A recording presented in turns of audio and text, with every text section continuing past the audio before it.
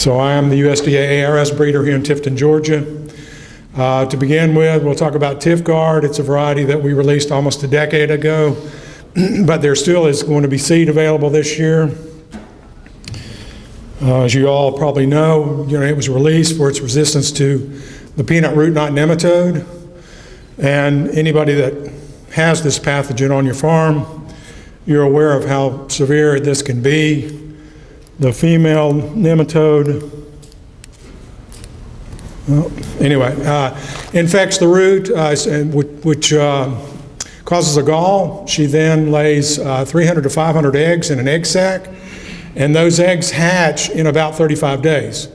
So you can see, the population can really explode over a long season crop like peanut. Fortunately, Tifgard has near immunity to the peanut root knot nematode. It's a gene that came from a wild peanut species. It also has good yield, medium maturity, resistance to tomato spotted wilt virus, and moderate resistance to late leaf spot.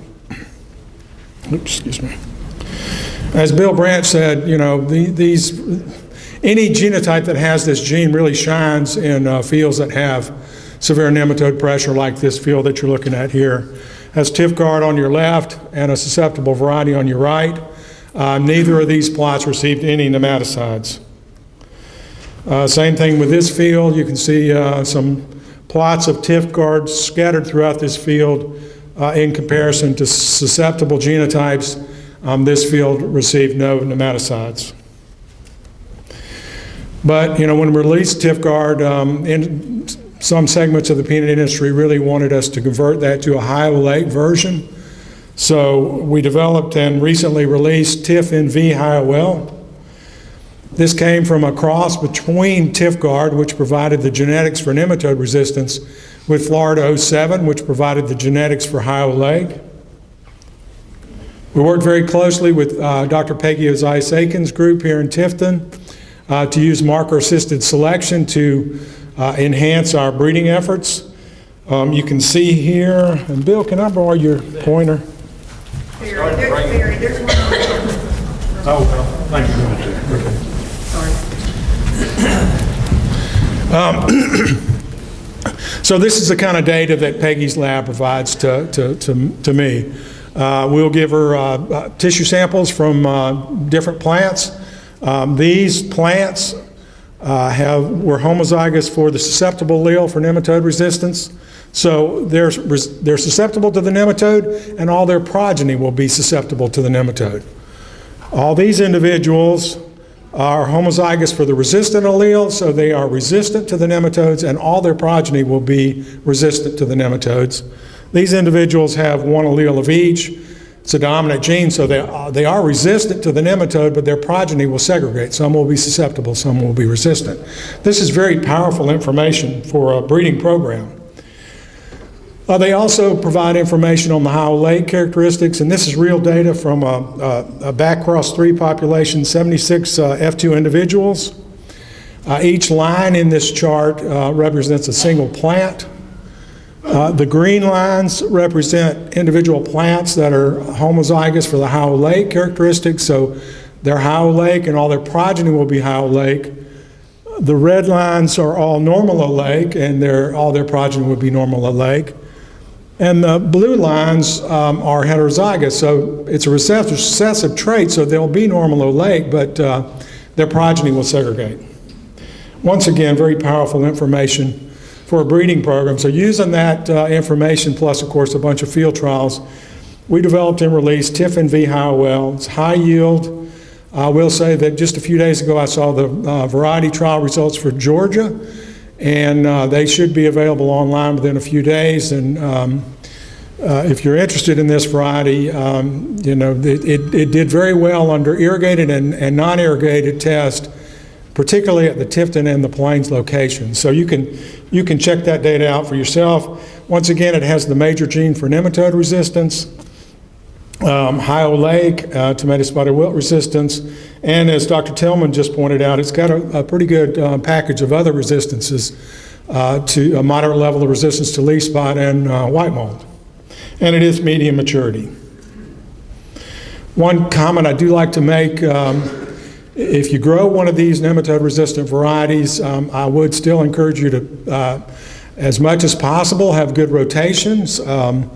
If you grow these varieties without rotation, you're increasing the chances that we could have a population of nematodes that could overcome this major gene.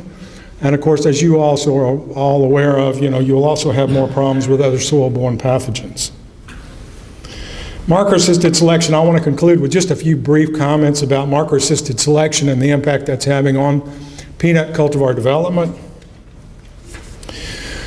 This is a summary of the impact it's had on my program for the last almost 10 years. We developed TifGuard without any markers. We used a greenhouse screening system. There were some markers that Texas was using, but they were very expensive to use and they weren't user-friendly, so we didn't use them. About the time we released TifGuard, Peggy came to me and said, we've got some markers that are cheaper, they're more user-friendly, let's try it. So we tried it with about 50 samples. It worked real well. So for the next several years, we did about 1,000 samples with her lab. We tagged the plants, we sampled the tissue, they extracted the DNA, they provided us the results like we just talked about. That was good, but breeding programs always want, it's a numbers game, so the more you can do, the better.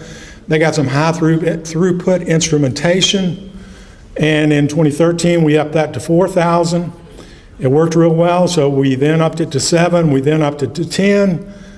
This is really good numbers for a breeding program, but unfortunately at the time it was just nematode resistance and Ohio Lake. So we need more traits. We need more markers for more traits, and this, in my opinion, has been the real value of the Peanut Genomics Initiative. Sure, we did, and you've seen the press releases, they have now the sequence for the cultivated peanut species, and that's good science. But it also is really providing the breeders with a whole bunch more markers for different traits. We are now using 6 markers for leaf spot resistance. 3 of them came from Hypogea, 3 of them came from the wild species. I'm probably most excited about that work, and I'll share some updates with you on that next year. We've got some things that will be going out into the field this year. The other thing that's really exciting is 10,000 samples. We were now the bottleneck because my guys just can't do any more tagging of plants, sampling of plants, taking it into the lab where they extract the DNA. So they continue to make advances, and I said, well, can you do seed chips for us? And so now we do everything with a seed chip. Just take a little razor and scrape off a little bit of the seed, analyze the DNA, and then give me the seed that are the right genotype, and that's the only seed that we mess with. So it's an exciting time to be a plant breeder, and I think, this is really going to have an impact on cultivars, which is going to have an impact on you.